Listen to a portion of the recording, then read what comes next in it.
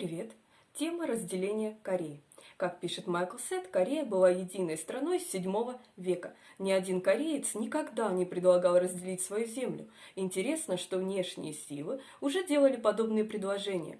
В 1590-е годы японский военный и политический деятель Тоётоми Хидэёси предложил разделить Корею после своей неудачной попытки вторгнуться и завоевать полуостров в 1592 году. Его предложение китайцам, которые пришли на помощь Корее во время вторжения, состояло в том, что 4 южные провинции будут переданы Японии, а северные провинции станут своего рода буферным королевством под управлением корейского монарха. В дальнейшем Япония в 1896 году снова предложила разделить Корею по 38-й параллели на российскую и японскую сферы, но Россия отвергла это. По мере того, как позиции Японии в Корее укреплялись, Россия предложила провести разделение в 1903 году.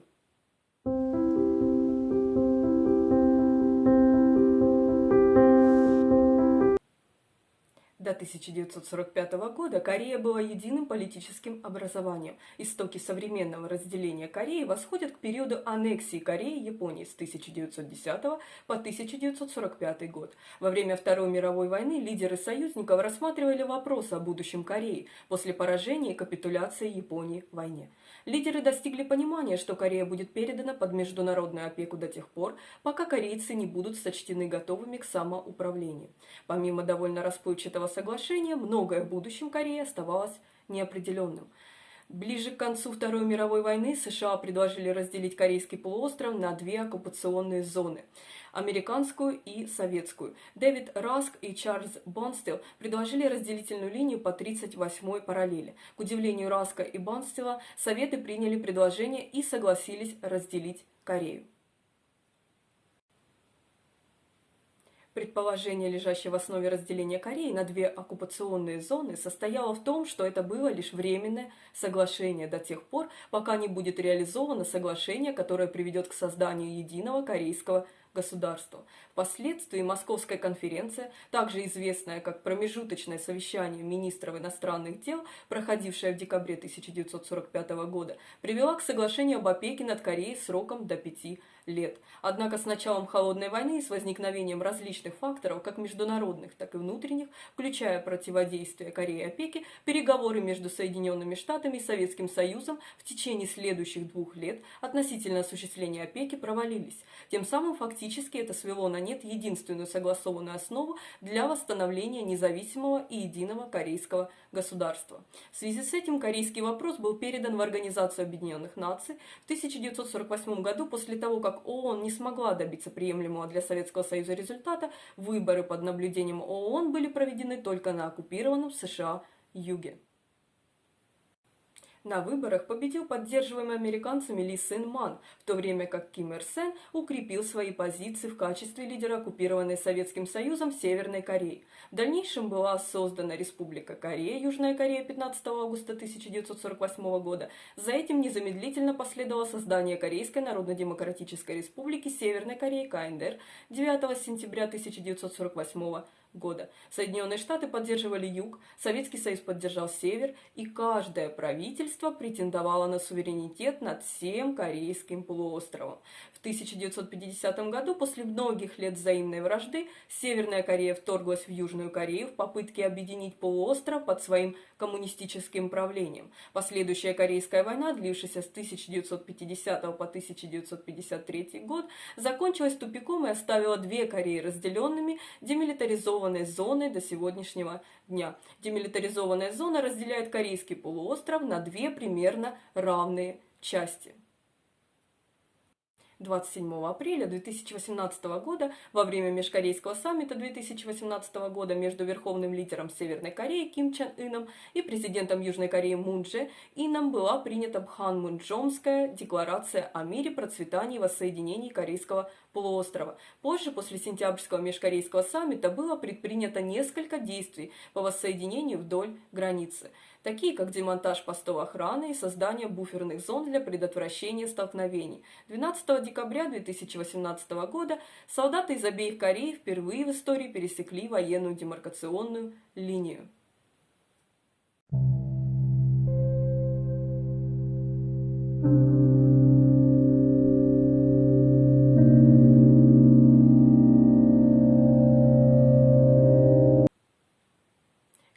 пишет Майкл Сет, на современную историю Кореи оказали глубокое влияние ее 35 лет с 1910 по 1945 год, когда она была в качестве колонии Японии. Японский колониальный режим заложил основу для многих экономических, образовательных и правительственных учреждений Кореи, в то время как авторитарное правление было очень тревожным и даже травмирующим. По мере того, как корейцы реагировали на требования, возможности и вызовы, создаваемые колониальным режимом, у них развивались идеологические разногласия, которые оказались столь важными для определения хода их истории после 1945 года.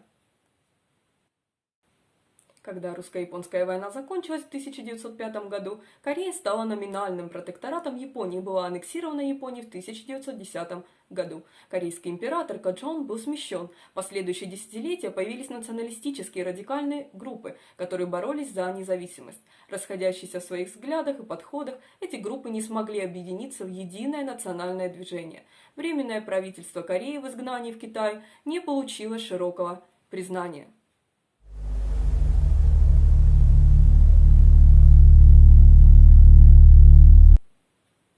На Каирской конференции в разгар Второй мировой войны, Каирская конференция 1943 года, англо-американо-китайская встреча президента США Рузвельта, премьер-министра Великобритании Черчилля и президента Китайской республики Чан Кайши при участии соответствующих военных и дипломатических советников состоялась в Каире в конце ноября накануне Тегеранской конференции.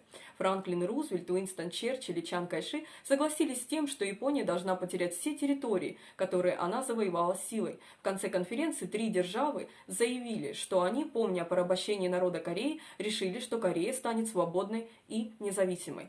Рузвельт выдвинул идею опеки над Кореей, но не получил согласия от других держав.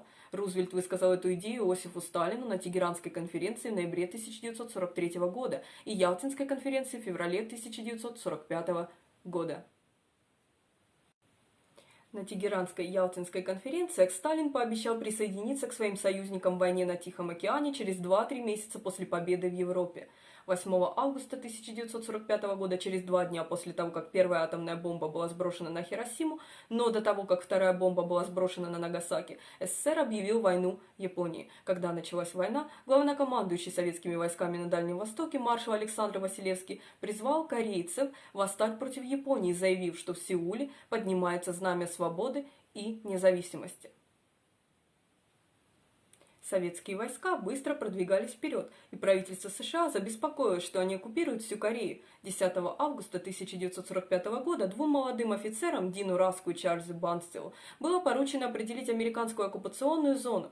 Работая в предельно сжатые сроки, совершенно неподготовленные, они использовали карту National Geographic, чтобы выбрать 38-ю параллель в качестве разделительной линии. Они выбрали ее, потому что она разделяла страну примерно пополам и ставила столицу Сеул под американский контроль. С экспертами по Корее не консультировались. Эти двое мужчин не знали, что 40 лет назад Япония и дореволюционная Россия обсуждали совместное использование Кореи по той же параллели. Позже Раск сказал, что если бы он знал, то почти наверняка выбрал бы другую линию. Подразделение разместило 16 миллионов корейцев в американской зоне и 9 миллионов в советской зоне. Раск заметил, из-за разногласий с Советским Союзом мы сочли важным включить столицу Кореи в зону ответственности американских войск. Советский Союз немедленно принял это разделение. Соглашение было включено в общий приказ номер 1, утвержденный 17 августа 1945 года о капитуляции Японии. Советские войска начали высадку десанта в Корее к 14 августа и быстро захватили северо-восток страны. 24 августа Красная армия достигла Пхеньяна, второго по величине города Кореи. Генерал Нобуюки Абе, последний японский генерал-губернатор Кореи, установил контакт с рядом влиятельных корейцев с начала августа 1945 года, чтобы подготовить передачу власти. В течение августа корейцы организовали отделение Народного комитета для Комитета по подготовке независимости Кореи, возглавляемого Йо Ун Хён, политиком левого толка. 6 сентября 1945 года в Сеуле был созван Конгресс представителей, на котором была основана недолговечная Корейская Народная Республика. В духе консенсуса консервативный старший государственный деятель Ли Сен Ман, который жил в изгнании в США, был выдвинут на пост президента.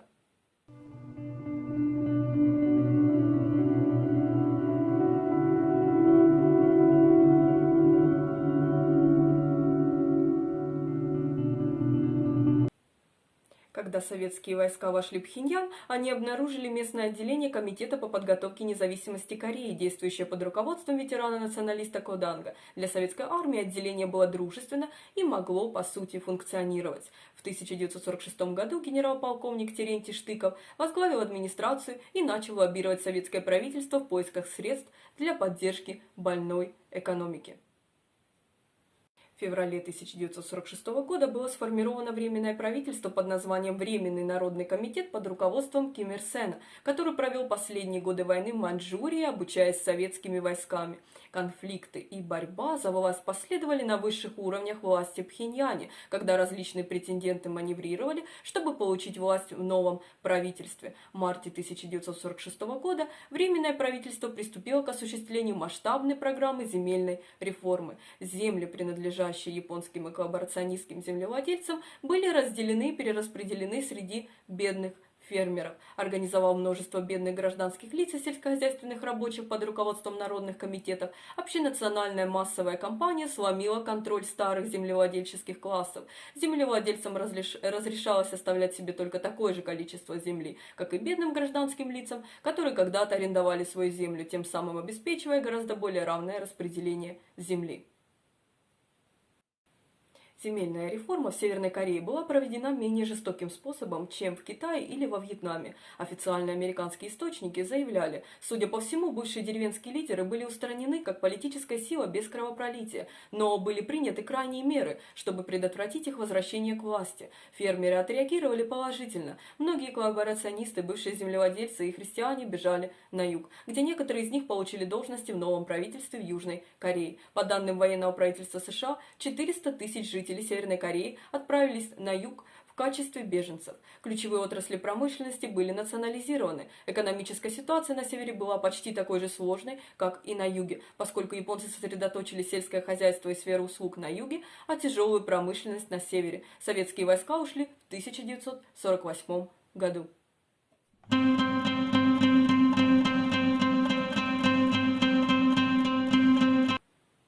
Американское правительство опасалось советской экспансии, а японские власти в Корее предупреждали о вакууме власти. Дата отправки американских оккупационных сил трижды переносилась. 7 сентября 1945 года генерал Дуглас МакАртур объявил, что генерал-лейтенант Джо Рид Ходж будет управлять делами Кореи, и Ходж высадился в Инчхоне со своими войсками на следующий день. МакАртур в конечном итоге возглавил Южную Корею в 1945-48 годах. Из-за отсутствия четких приказов или инициативы из Вашингтона не было никакого плана или указаний, данных МакАртуру о том, как управлять Кореей. Ходж напрямую подчинялся МакАртуру. Трехлетний период оккупации США был хаотичным, бурным по сравнению с очень мирной и стабильной оккупацией Японии в 1945-52 годах. Ходж и его 24-й корпус готовились к бою, а не к дипломатии и переговорам со многими различными политическими группами, бывшими японскими коллаборационистами, просоветскими коммунистами, антисоветскими коммунистами, группами правого крыла, корейскими националистами, которые были в постколониальной Южной Корее.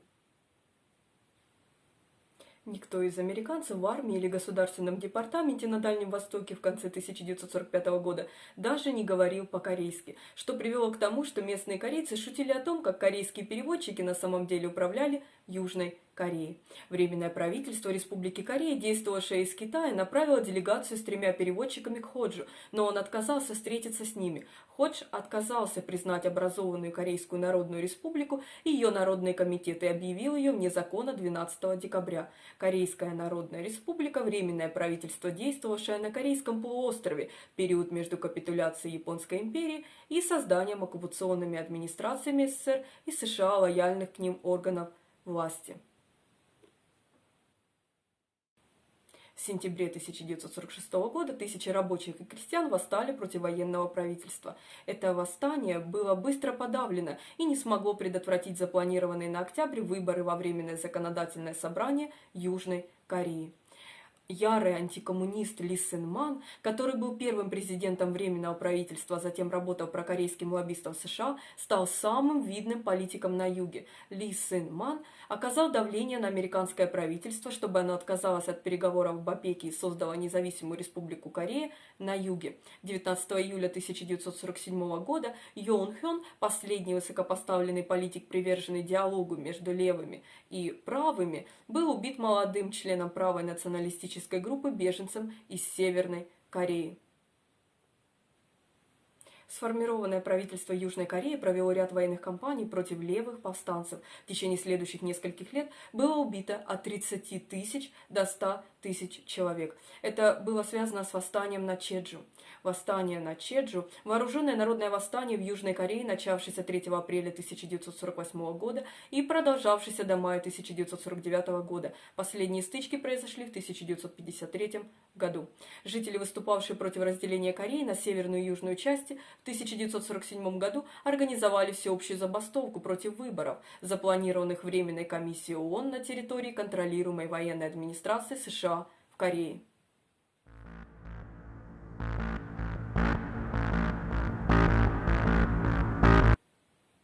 С августа 1948 года по приказу президента Первой Республики Ли Сын Мана в подавлении восстания участвовала армия Республики Кореи. В ноябре было объявлено военное положение. В марте 1949 года армия начала боевые действия против повстанческих сил в сельских районах Чеджу и подавила восстание в течение 2 месяцев. Подавление восстания отличалось крайней жестокостью. В боях и в начавшихся затем карательных акциях погибло по разным оценкам от 14 до 30 тысяч человек. Еще 40 тысяч бежали в Японию. Зверства и военные преступления были совершены обеими сторонами. Однако историки отмечают особую жестокость правительственных войск. Насилие над мирным населением со стороны проправительственных сил вызвали восстание в Йосу и Сунчхоне. Некоторые историки и ученые, в том числе военный историк Алан Миллет, считают восстание на Чеджу подлинным началом Корейской войны. Восстание на Чеджу было официально подвергнуто цензуре и замалчивалось в Южной Корее в течение нескольких десятилетий. В 2006 году, почти через 60 лет после восстания на Чеджу, правительство Южной Кореи принесло извинения за свою роль в убийствах и пообещало выплатить компенсацию пострадавшим. В 2019 году полиция и Министерство обороны Южной Кореи впервые извинились за массовые убийства.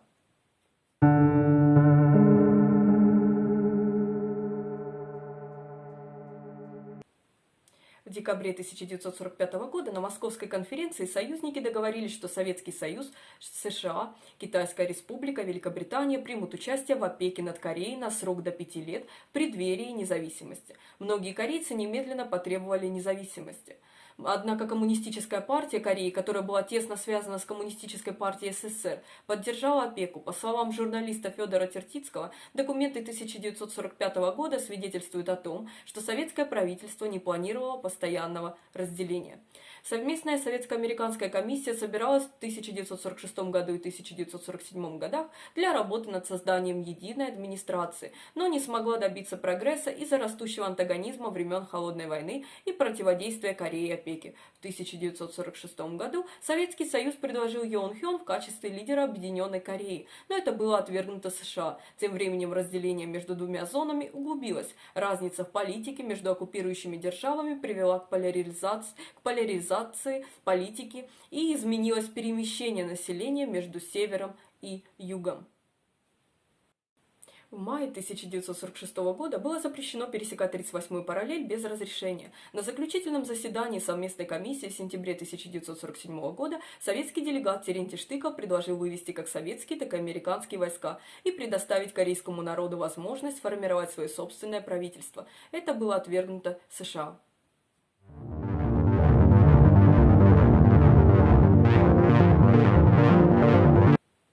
В связи с неспособностью совместной комиссии добиться прогресса, США вынесли эту проблему на рассмотрение Организации Объединенных Наций в сентябре 1947 года. Советский Союз выступал против участия ООН. 14 ноября 1947 года ООН приняла резолюцию, в которой было объявлено, что должны быть проведены свободные выборы, должны быть выведены иностранные войска и должна быть создана комиссия ООН по Корее, Временная комиссия Организации Объединенных Наций по Корее. Советский Союз бойкотировал голосование и не считал резолюцию обязательной, утверждая, что ООН не может гарантировать честные выборы. В отсутствие советского сотрудничества было решено провести выборы под наблюдением ООН только на юге. Решение о проведении отдельных выборов было непопулярно среди многих корейцев, которые справедливо рассматривали его как прелюдию к постоянному разделению страны. Всеобщие забастовки в знак протеста против этого решения начались в феврале 1948 года. В апреле жители Чеджу восстали против надвигающегося разделения страны. О восстании на Чеджу я уже, в принципе, говорила. Подчеркну, южнокорейские войска были направлены для подавления восстания, десятки тысяч людей были убиты, и по одной из оценок 70% деревень были сожжены южнокорейскими войсками. Восстание вспыхнуло снова с началом Корейской войны. В апреле 1948 года в Пхеньяне состоялась конференция организации Севера и Юга. Политики Юга Ким Гу и Ким Гюсик приняли участие в конференции и бойкотировали выборы на юге, как и другие политики и партии. Конференция призвала к объединению правительства и выводу иностранных войск. Ли Сын Ман и генерал Ходж осудили конференцию. Ким Гу был убит в 1949 году. 10 мая 1948 года на юге состоялись всеобщие выборы. Это произошло на фоне насилия и запугивания, а также бойкота со стороны противников Ли Сын Мана. 15 августа Республика Корея официально приняла власть от вооруженных сил США, а первым президентом стал Ли Сын Ман. На севере 9 сентября была провозглашена Корейская Народно-Демократическая Республика с Ким Ир Сеном в качестве премьер-министра. 12 декабря 1948 года Генеральная ассамблея Организации Объединенных Наций приняла доклад и объявила Республику Корея единственным законным правительством в Корее. Правительство Австралии, у которого был представитель в комиссии, заявило, что оно далеко не удовлетворено выборами. На юге продолжались беспорядки. В октябре 1948 года произошло восстание в Йосу и Сунчхоне, в ходе которого некоторые полки отказались от подавления восстания на Чеджу и восстали против правительства. В 1949 году правительство Ли Сын Мана учредило Лигу Бадо, чтобы следить за своими политическими оппонентами. Были казни в начале Корейской войны. 24 декабря 1949 года южнокорейская армия убила граждан Мунгёна, подозреваемых в сотрудничестве с коммунистами, и возложила вину на коммунистов.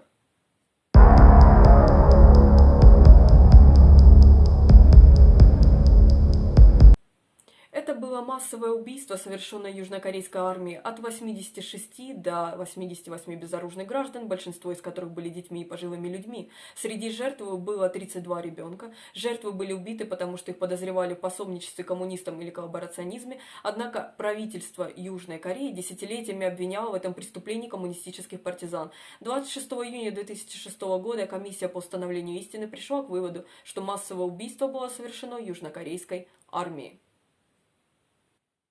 Местный суд Южной Кореи постановил, что касаемо обвинения правительства Южной Кореи, срок давности истек в декабре 1954 года. 10 февраля 2009 года суд Южной Кореи также отклонил жалобу семьи жертвы. В июне 2011 года суд Южной Кореи постановил, что правительство Южной Кореи должно выплатить компенсацию жертвам бесчеловечных преступлений, которые оно совершило независимо от срока подачи иска.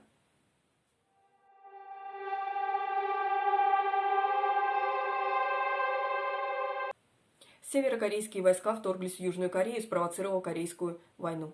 Организация Объединенных Наций вмешалась, чтобы защитить Юг, направив силы под руководством США. Оккупировав Юг, Корейская Народно-Демократическая Республика попыталась объединить Корею под своим режимом, инициировала национализацию промышленности, земельную реформу и восстановление народных комитетов. В то время как вмешательство ООН было задумано как восстановление границы по 38-й параллели, Ли Сын Ман утверждал, что нападение севера уничтожило границу. Дуглас МакАртур заявил, что намерен объединить Корею, а не просто оттеснить северокорейские войска. Однако север захватил 90% юга до контратаки. Северокорейские войска были вытеснены с юга, южнокорейские войска пересекли 38-ю параллель 1 октября, а американские и другие силы ООН последовали за ними неделю спустя. Это произошло несмотря на предупреждение Китайской Народной Республики о том, что она вмешается, если американские войска пересекут параллель.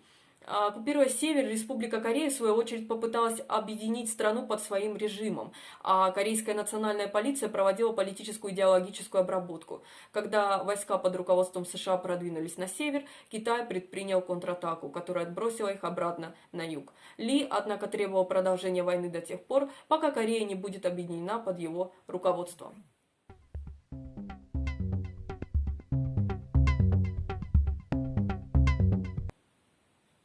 Соглашение о перемирии в Корее было подписано после 3 лет войны. Обе стороны договорились создать буферную зону между государствами, известную как Корейская демилитаризованная зона. Ли отказался принять перемирие и продолжал настаивать на воссоединении страны силой. Несмотря на попытки обеих сторон воссоединить страну, война увековечила разделение Кореи и привела к постоянному союзу между Южной Кореей и США. В соответствии с условиями Корейского перемирия в 1954 году была проведена Женевская конференция по корейскому вопросу. Несмотря на усилия многих участвующих стран, конференция завершилась без декларации о единой Корее.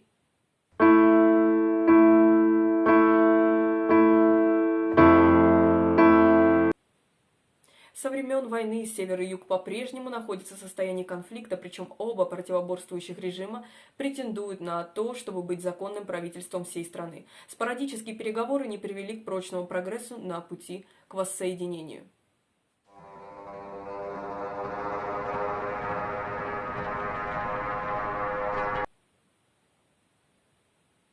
Что касаемо дальнейшей истории развития Северной Кореи и Южной Кореи, это уже, конечно, отдельные темы. Впрочем, на сегодняшний день очень кратко. КНДР – это тоталитарная диктатура с фиктивными выборами, с культом личности вокруг династии, семейства Кимов, Кимы. Например, масштабы культа личности окружающего Ким Чен Ира или Ким Ир Сена были проиллюстрированы 11 июня 2012 года, когда 14-летняя северокорейская школьница утонула, пытаясь спасти портреты этих двоих от наводнения. Чучхе – это официальная идеология Северной Кореи. Средства производства принадлежат государству, большинство услуг, такие как здравоохранение, образование, жилье и производство продуктов питания, субсидируются или финансируются государством. С 1994 по 1998 годы Северная Корея страдала от голода, в результате которого погибло от 240 тысяч до 420 тысяч человек, и население продолжает страдать от недоедания. Проведенное Организацией Объединенных Наций в 2014 году расследование по нарушениям прав человека в Северной Корее показало, что серьезность, масштабы и характер этих нарушений свидетельствуют о том, что такое государство не имеет аналогов в современном мире. Правительство Северной Кореи отрицает злоупотребление. Основываясь на спутниковых снимках и показаниях перебежчиков Amnesty International, Международная амнистия оценивает, что около 200 тысяч заключенных содержатся в 6 крупных лагерях для политических заключенных, где они вынуждены работать в условиях, приближающихся к рабству. Сторонники правительства, которые отклоняются от правительственной линии, подлежат перевоспитанию в отделениях трудовых лагерей, отведенных для этой цели. Те, кто считаются политически реабилитированными, могут вновь занять ответственные государственные должности после своего освобождения. Северокорейские перебежчики предоставили подробные свидетельства о существовании зон тотального контроля, где сообщалось о таких злоупотреблениях, как пытки, голод, изнасилования, убийства, медицинские эксперименты, принудительный труд и принудительные аборты. На основе этих злоупотреблений также преследования по политическим, религиозным, расовым и гендерным признакам, насильственное перемещение населения, насильственное исчезновение людей, принудительное голодание. Комиссия ООН по расследованию обвинила Северную Корею в преступлениях против человечности. Северокорейские женщины регулярно подвергаются сексуальному насилию, нежелательным сексуальным контактам, изнасилованиям. Мужчины, занимающие руководящие посты, в том числе полицейские, высокопоставленные чиновники, контролеры рынка и охранники, могут издеваться над женщинами по своему желанию и не привлекаются за это к ответственности. Это случается так часто, что это воспринимается как рутинная часть жизни. Республика Корея, Южная Корея – это индустриальная страна с развитой экономикой. В настоящее время страна считается одной из самых развитых демократий в Азии, с самым высоким уровнем свободы прессы. Однако коррупция и политические скандалы в последние годы стали растущими проблемами. Все 4 ныне живущих бывших президента Южной Кореи были приговорены к тюремному заключению за различные преступления, начиная от злоупотребления властью и заканчивая взятничеством. 2 из них в настоящее время отбывают наказание. Южная Корея является очень развитой страной и занимает 7-е место по индексу человеческого развития в регионе Азии и Океане. Ее экономика занимает 10-е место в мире по величине номинального ВВП. Ее граждане пользуются одной из самых быстрых в мире скоростей подключения к интернету и самой плотной сетью высокоскоростных железных дорог. Страна является 5-м по величине экспортером в мире и 8-м по величине импортером. В 2017 году Южная Корея занимала 7-е место в мире по объему выбросов углекислого газа. С 21 века Южная Корея славится своей всемирно влиятельной поп-культурой, особенно в музыке, телевизионных драмах, фильмах, в общем, в кино. В общем, она славится феноменом, называемым корейской волной.